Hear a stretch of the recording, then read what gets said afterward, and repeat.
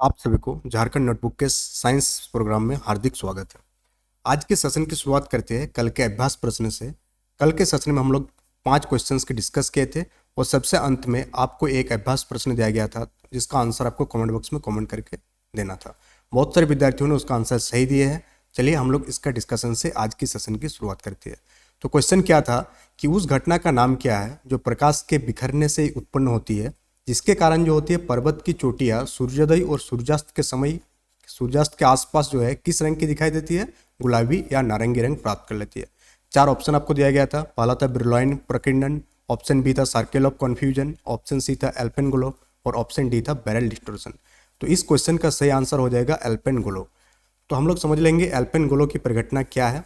तो एल्पेनगोलो जो है एक घटना है जिसके द्वारा पर्वत की चोटियां जो होती है सूर्योदय और सूर्यास्त के आसपास गुलाबी या नारंगी रंग प्राप्त करती है। ये या तो सूर्यास्त के बाद या सूर्योदय से पहले बादलों का अप्रत्यक्ष सूर्य का प्रतिबिंब है। बादलों में जो है अप्रत्यक्ष सूर्य का प्रतिबिंब है, जिसके कारण इसका रंग किस तरह की दिखाई देती है, गुलाबी या नारंगी रंग दिखाई देती है। चलिए शुरू करते हैं आज का सेशन का पहला क्वेश्चन। और आज का सेशन का पहला क्वेश्चन है सूर्य द्वारा उत्सर्जित प्रकाश का रंग क्या है। जो सन जो लाइट इमिट करती है उस लाइट का कलर क्या है। आपको 4 ऑप्शन दिया गया है। ऑप्शन ए पीला, ऑप्शन बी नारंगी, ऑप्शन सी लाल, ऑप्शन डी सफेद। इसका आंसर आप कमेंट बॉक्स में कमेंट करके देंगे। ये सारे सेशन जो है जेएसएससी, जेपीएससी और झारखंड से रिलेटेड कोई भी एग्जाम के लिए बहुत ही इंपॉर्टेंट है। और सारे क्वेश्चन प्रीवियस ईयर क्वेश्चन से लिया गया है, डिफरेंट बोर्ड से, चाहे एसएससी हो, डिफरेंट पीएससी बोर्ड से लिया गया है। तो उसके लिहाज से देखा जाए तो ये सवालों को हल आपको आना चाहिए। तो इस क्वेश्चन का जो आंसर होगा कि सूर्य द्वारा उत्सर्जित प्रकाश का रंग कैसे होती है, तो सफेद रंग की होती है सूर्य द्वारा उत्सर्जित प्रकाश की रंग।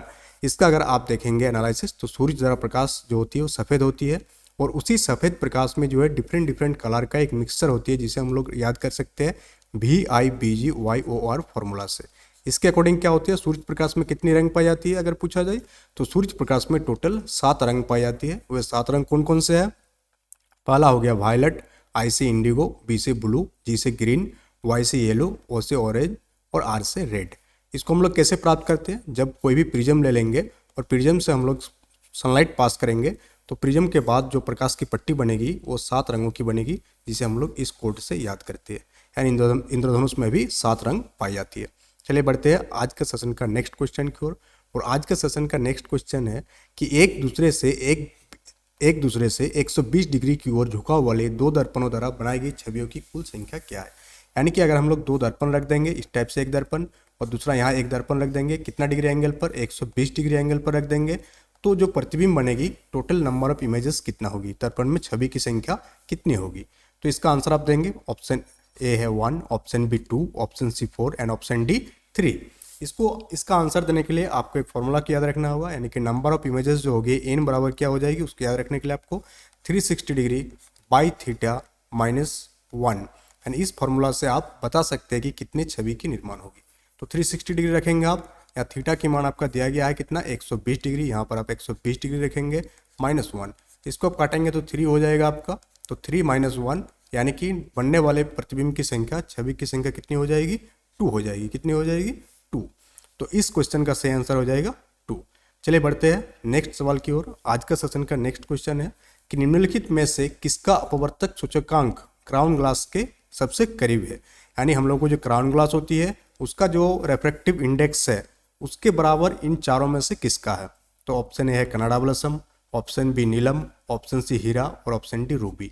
तो इस सवाल का सही उत्तर हो जाएगा कनाडा ब्लॉसम का जो रिफ्रैक्टिव इंडेक्स यानी अपवर्तक सूचकांक होती है वो किसके बराबर होती है, क्राउन ग्लास के बराबर होती है।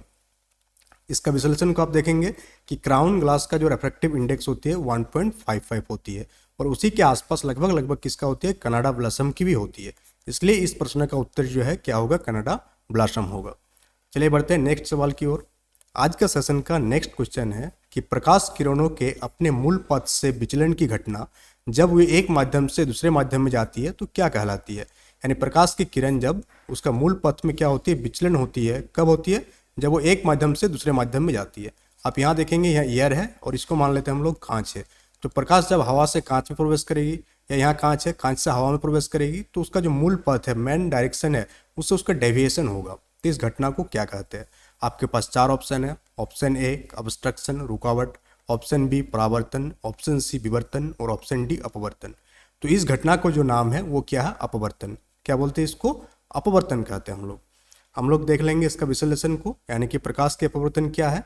तो प्रकाश का अपवर्तन एक माध्यम से दूसरे माध्यम में, चलिए इसको आप लोग सभी जानते हैं कि अपवर्तन के कारण कुछ सामान्य उदाहरण जैसे इंद्रधनुष जो होती है किसके कारण होती है? अपवर्तन की घटना के कारण। मृग तृष्णा जो होती है वो अपवर्तन की घटना के कारण होती है। यानी कि माध्यम में परिवर्तन जैसे ही होगी तो प्रकाश का मूल पथ में क्या होगी? विचलन होगी, और उसी घटना को हम लोग बोलते हैं प्रकाश का अपवर्तन। चलिए आप लोग नोट कर लेंगे आज का जो है आपका अभ्यास प्रश्न। तो आज का अभ्यास प्रश्न कौन सी है जिसका आंसर आपको कमेंट बॉक्स में कमेंट करके देना है। क्वेश्चन हम पढ़ देते हैं कि क्वेश्चन में लिखा हुआ है कि उष्मा गतिकी जो होती है, थर्मोडायनेमिक्स जो होती है, उष्मा गतिकी के पहले दो नियमों को संहिताबद्ध किया। यानी कि एक साइंटिस्ट के नाम पूछा जा रहा है कि कौन क्या था, संहिताबद्ध किया और क्या क्या, और अनुमान लगाया कि तापमान का निरपेक्ष शून्य जो है एब्सोल्यूट जीरो टेम्परेचर कितना होगा? -273.15 डिग्री सेल्सियस। उन्हें केल्विन के नामकरण के साथ इसके लिए सम्मानित किया गया था। तो उस साइंटिस्ट का नाम क्या है? आपके पास चार ऑप्शन है। Option A William Crookes, option B William Thomson, option C Luis Alvarez और ऑप्शन डी रॉबर्ट हुक।